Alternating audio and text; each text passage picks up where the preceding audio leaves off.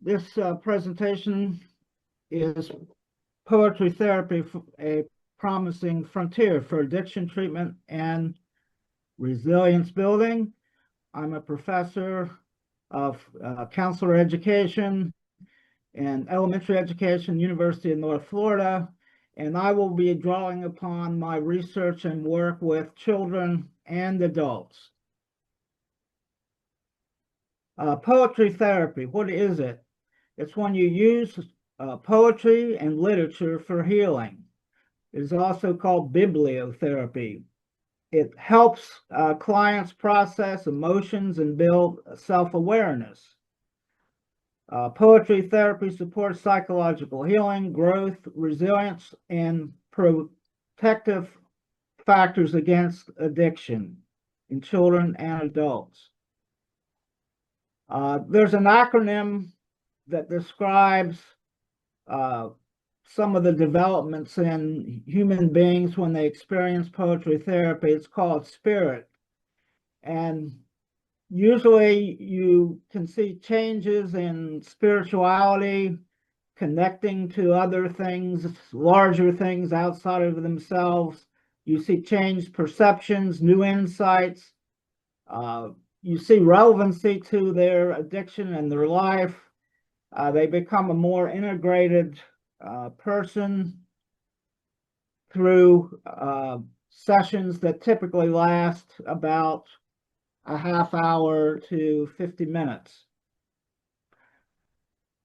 As across the globe, many of the children that me and my teachers work with live in poverty.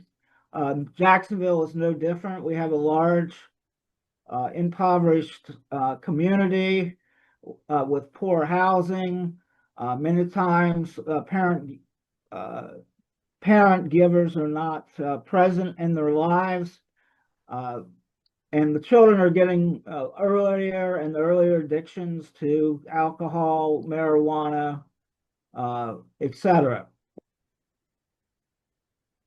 Here's an example of a child that I worked with poetry therapy that was in one of the local schools. And at the time of the therapy, he was in the 4th grade. And he was living in poverty. He had a lot of emotional problems. He was always acting out in class, just screaming out of nowhere. He said that his grandmother was taking care of him. We later found out that he was taking care of his grandmother. So he was in a class, a language arts class, and he was asked if he would like to be in a poetry club where he could act out poetry.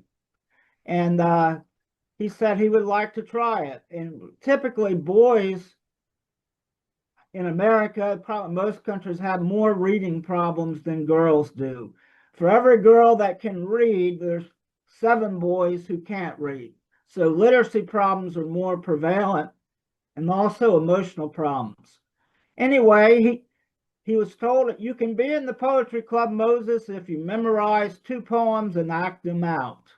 And I thought, oh, he probably won't be able to do it because most boys, they'd rather play basketball than to recite poetry. But the day of the audition, he did something he never did in his whole life. He wore a white shirt and a black tie. And it was astounding what happened. And I wrote a poem about it called Moses Lee Jones by Nile Stanley. This describes the experience I saw on his audition. Moses Lee Jones came to Poetry Club today wearing a black tie and a white shirt. I say, Moses, what is it, a special occasion? He says, no, sir. Last night they took my daddy away to jail, and I don't want it to get in the way of the poetry.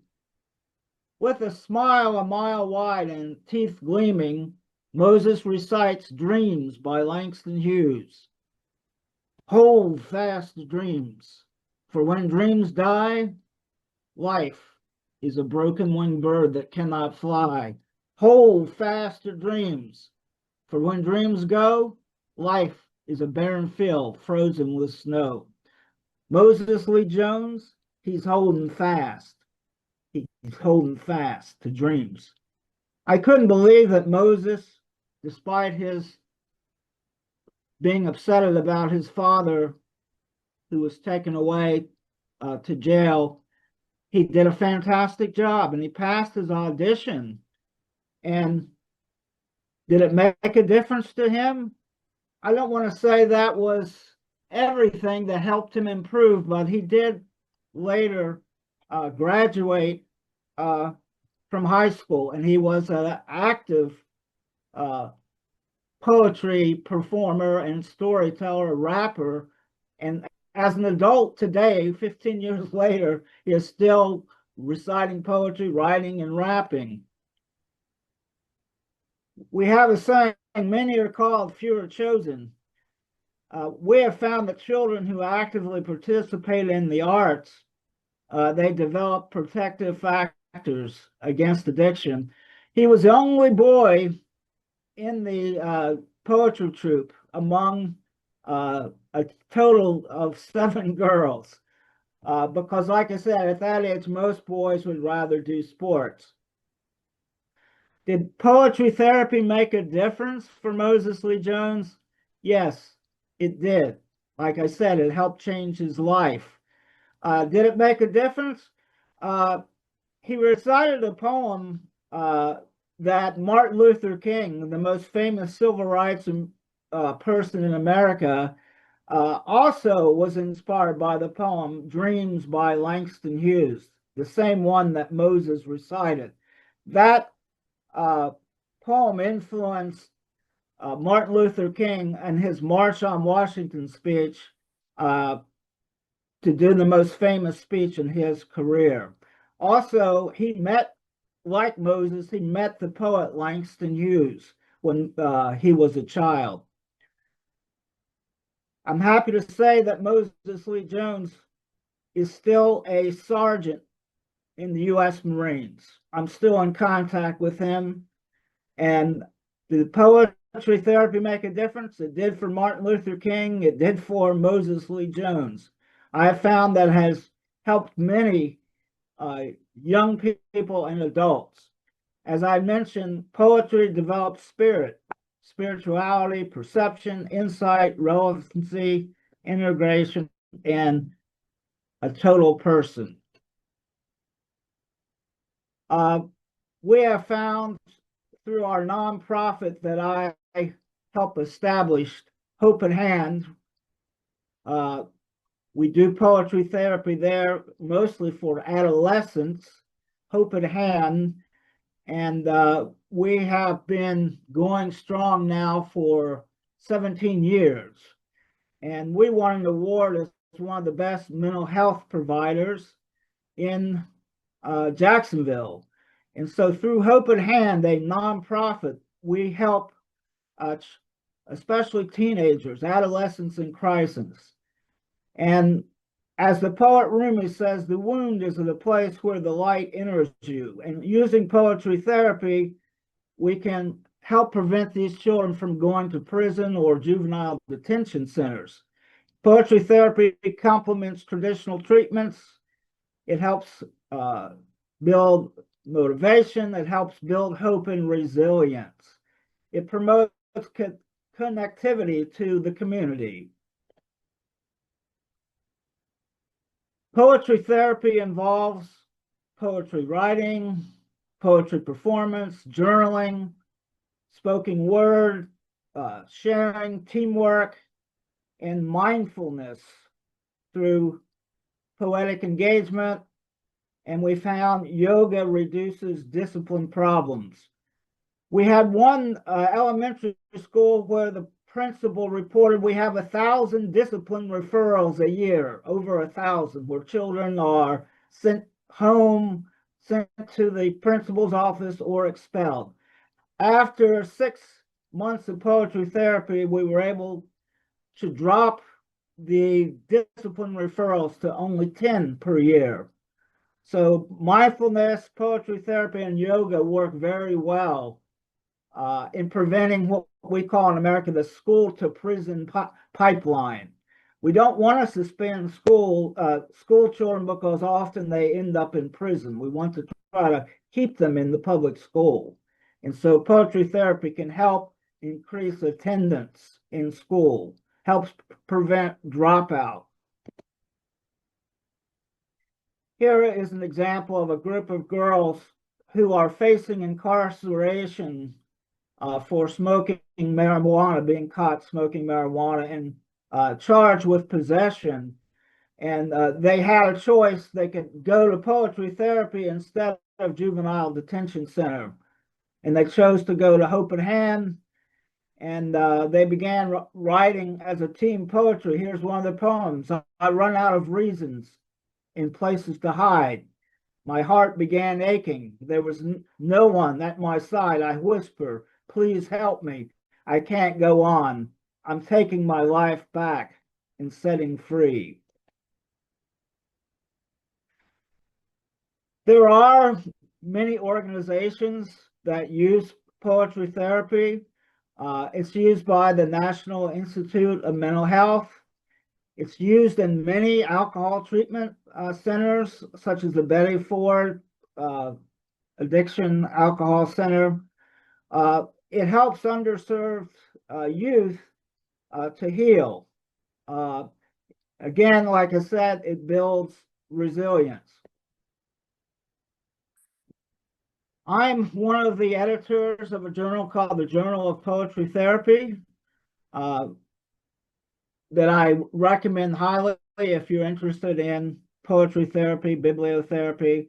I will report briefly on a study that I did with college students called Evaluating the Use of Bibliotherapy to Improve Resilience in Undergraduates. Again, bibliotherapy or poetry therapy is a form of creative arts that uses literature to help improve your life. It builds resilience. The results will show the process and outcome of young people and adults successfully adapting to challenging life experiences, whether they be mental, emotional, or behavioral. The research participants in this study were 25 undergraduate students from a private college where they were recruited from a general psychology course.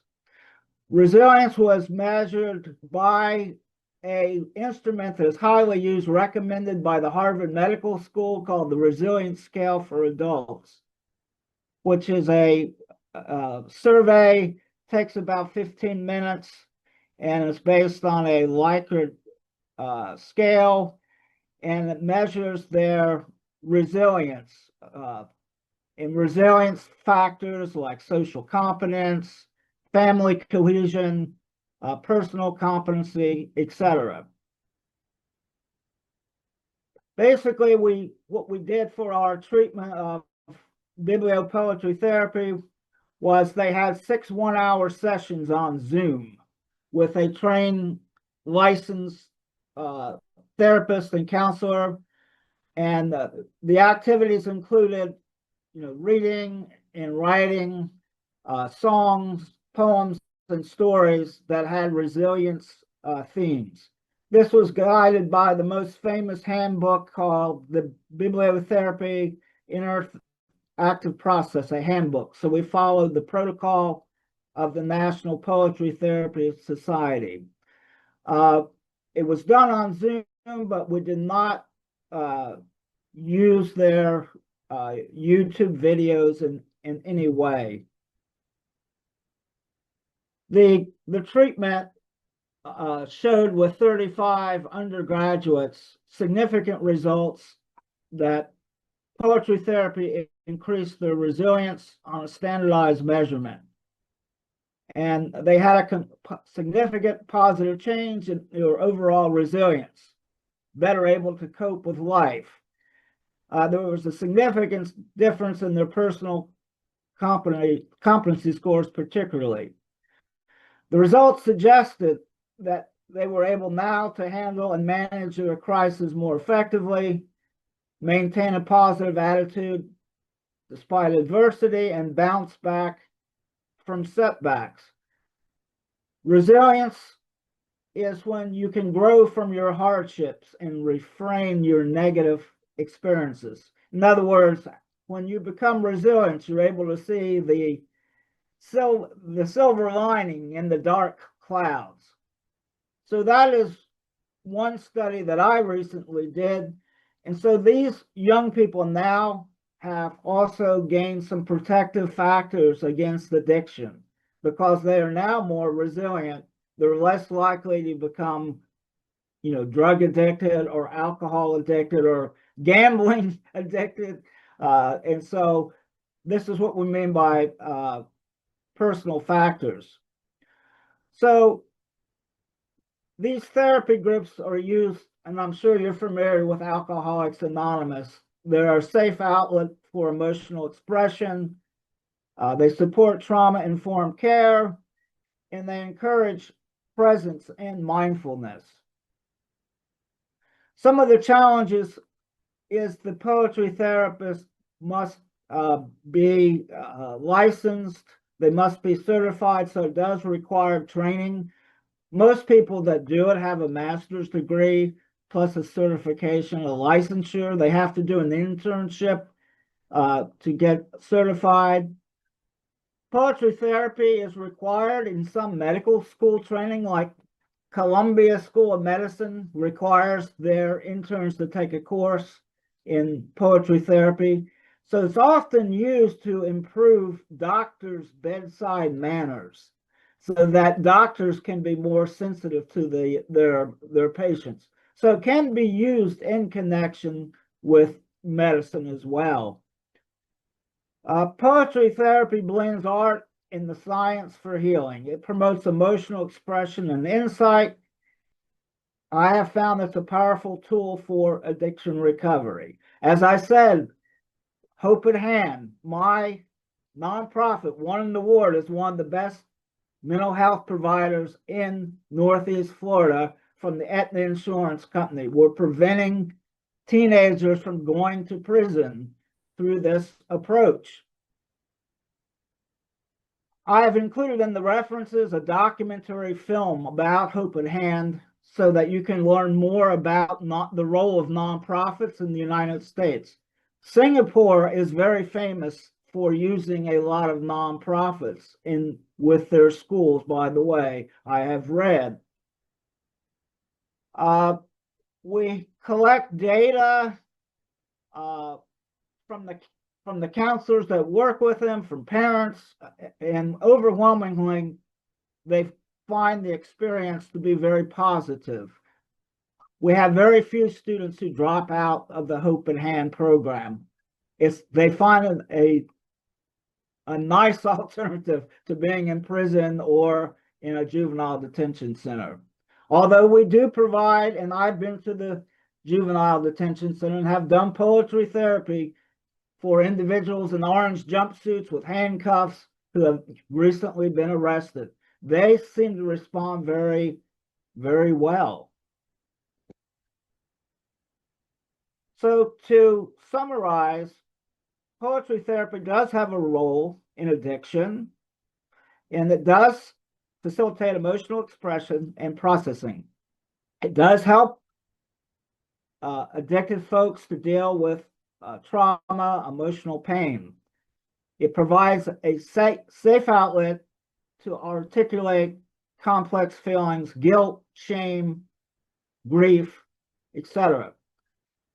Poetry therapy helps build self-awareness and insight. It helps them to deal with emotional triggers. We find with young children, it helps them deal with their addiction to social media. As you know, you heard a presentation how many children are addicted to social media and lack social skills. This is one of the key motivational aspects, is that they're in a social situation with other children and teenagers like themselves. It does enhance their motivation and hope. By the way, I'm working on a new study on inflammation and addiction in the role of smartwatches to monitor their improvement through poetry therapy. I think that's a trend that we're going to see more and more. They can modify, they can monitor in real time on a smartwatch the progress they're making with poetry therapy. The watch will report to them, decreased heart rates, better sleep patterns, and more sustained attention. So that is something I think that you can also use very easily is the smartwatch to monitor, physical and neurological factors. As the famous poet Langston Hughes said, "Hold fast to dreams, for if dreams die, life is a broken-winged bird that cannot fly."